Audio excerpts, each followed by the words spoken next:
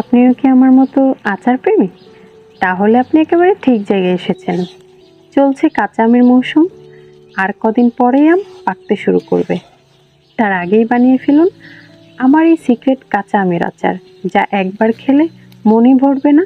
প্রথমে আমি বাগান থেকে সদ্য পাড়া কাঁচা আম নিয়েছি, ধুয়ে 4 টুকরো করে নিয়েছি। কষ দূর করতে আবার ধুয়ে রোদে শুকিয়ে নিয়েছি, যাতে পানিটা পুরো মরে যায়। এরপর কাঁটা চামচ দিয়ে হালকা ছিদ্র করে আমি হলুদ, নুন আর মরিচ মিশিয়ে রোদে রেখে দিয়েছি প্রায় হাফ বেলার জন্য। এবারে রান্নার পালা। খাঁটি সরিষার তেলে ফোড়ন দিয়েছি, 5 ফোড়ন, শুকনা মরিচ, তেজপাতা, রসুন। তারপর আম দিয়ে ঢাকনা ছাড়া নেড়েচেড়ে রান্না করেছি যতক্ষণ না সেদ্ধ হয়ে যায়। সেদ্ধ হলে অ্যাড করে দিচ্ছি চিনি। চিনি গলে গেলে অ্যাড করে দিচ্ছি আমার সিক্রেট মশলা।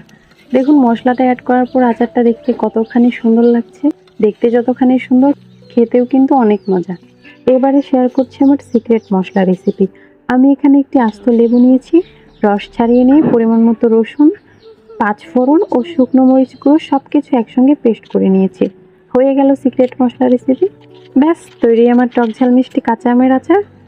এই আচারটা 6 মাস পর্যন্ত সংরক্ষণ করতে পারবেন, কোনো রোদ ছাড়াই। রেসিপিটা ভালো লাগলে অবশ্যই চ্যানেলটা সাবস্ক্রাইব করবেন, একটা লাইক আর একটা কমেন্ট করতে ভুলবেন না। ধন্যবাদ সবাইকে। আসসালামু আলাইকুম।